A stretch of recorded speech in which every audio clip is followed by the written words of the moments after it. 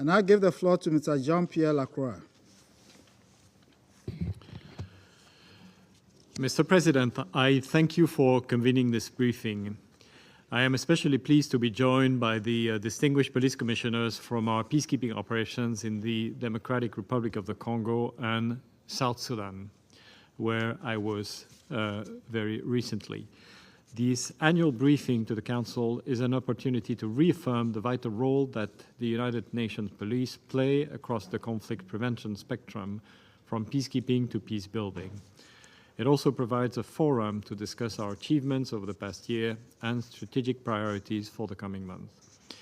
The greatest challenges to global peace, security, and development we're seeing today, including the growing incident of conflict in dense settings such as urban areas, protection of civilian sites or camps for the internally displaced, the continued expansion of transnational organized crime and violent extremism, increased risks from climate and cyber insecurity, and greater demand for comprehensive national institutional capacity building and police reform, all of this will increasingly call for unique and specific policing responses.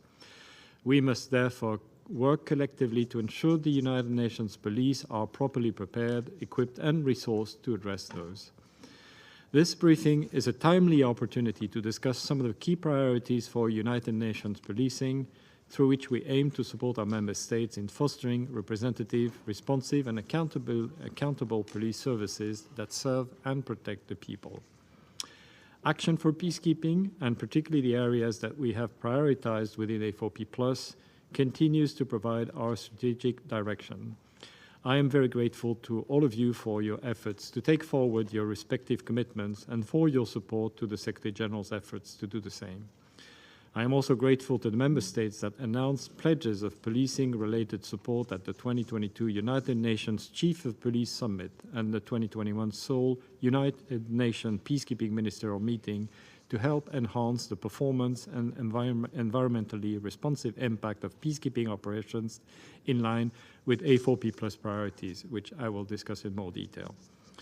The first priority of A4P+, which is ensuring coherence behind political strategies, acknowledges that entities across the UN system bring to bear varied resources and leverage that can support and influence a country's political trajectory.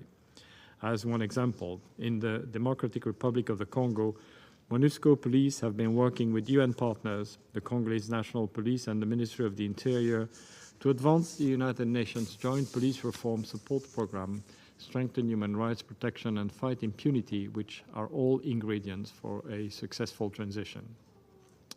Strengthening these synergies lies at the heart of the second priority of A4P+, which is greater strategic and operational integration across mission components. In Mali, UN police planning officers work with their civilian and military counterparts to increase the linkages between longer-term strategic planning and operational decision-making, and support integrated planning for strengthened mandate implementation. And in Somalia, UNSOM police, together with the multidimensional African Union Transition Mission in Somalia, the federal government of Somalia, African Union, European Union, UN Country Team, and other partners are working in tandem with the aim of handing over security responsibilities to Somali counterparts by the end of 2024. We expect the Interagency Task Force on Policing, which was established last year and is co-chaired by Department of Peace Operation and the United Nations Office on Drugs and Crime, to facilitate an even greater coherence between the UN police and other UN entities involved in aspects of policing and law enforcement.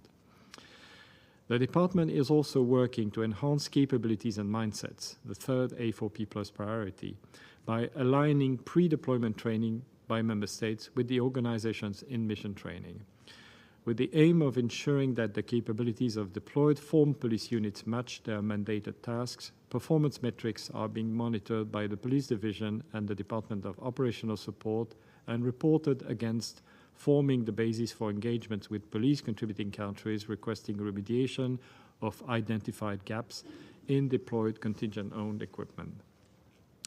The fourth priority of A4P+, ensuring the highest levels of accountability to peacekeepers, remain critical to improving the safety and security of our personnel. The action plan to improve the security of United Nations peacekeepers, now in its fourth iteration, continues to structure our efforts towards this goal.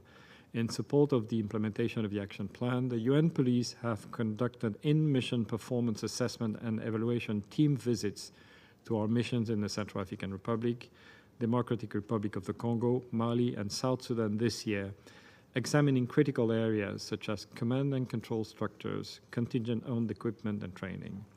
Furthermore, the United Nations Police continue efforts to create enabling environments and foster gender-responsive working environments and accommodations, including by strengthening women networks within our missions.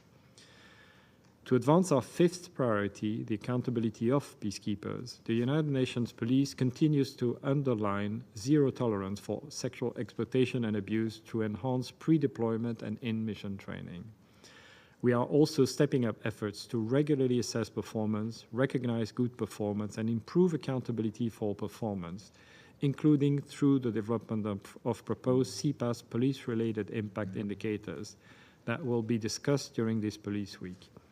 Further, conduct relates to how we manage the environmental footprints of our mission, and the United Nations Police continue to contribute to the environmental adaptation and mitigation measures of our missions and host state counterparts.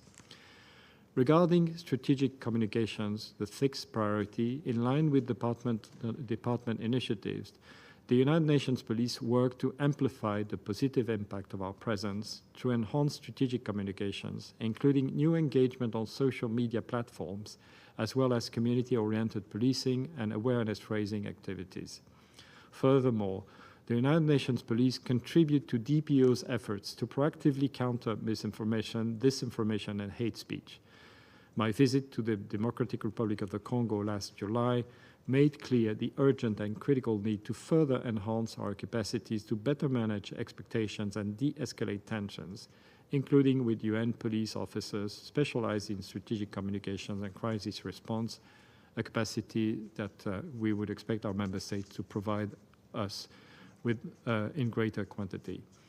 And finally, in line with the seventh A4P Plus priorities, our efforts continue to improve cooperation with host countries during transitions, as we witnessed in Darfur, where experts from our standing police capacity are helping the mission with the establishment of its monitoring support component and operationalizing the ceasefire mechanism as part of the Juba Peace Agreement. At the same time, the Women, Peace and Security agenda is infused in all aspects of A4P+ and remains the foundation for improving our overall effectiveness. Gender-responsive policing efforts by the United Nations Police ensure that the different security needs of women, men, girls, and boys are considered, including through a robust network of gender advisors and police gender focal points. With the support of our member states, the United Nations Police has already achieved its gender parity targets for 2025, with women currently comprising almost 1 in 5 United Nations police officers, including 31% of individual police officers and 15% of members of formed police units. I'm very pleased that women now head 5 out of 9 police components in UN peacekeeping operations. We will continue to count on your assistance in helping us expand and sustain these numbers. Interactions between member states and the Secretariat during the 3rd United Nations Chiefs of Police Summit highlighted the greater demand for United Nations police assistance beyond peacekeeping, including support to UN country teams and UN agencies' funds and programs through our standing police capacity in Brindisi. With your continued support, we will be able to meet the need for UN policing assistance today and tomorrow. A4P+ is our vehicle, part of a renewed collective engagement to strengthen peacekeeping as an invaluable instrument for peace and security and as an expression of international solidarity.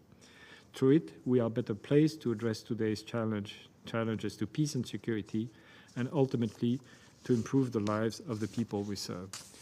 I will close by reiterating my deep gratitude to your countries for your ongoing support to UN peacekeeping, including your continued dedication to implementing your respective A4P commitments and A4P+ priorities, and your contributions of highly qualified police personnel to serve for peace with the United Nations.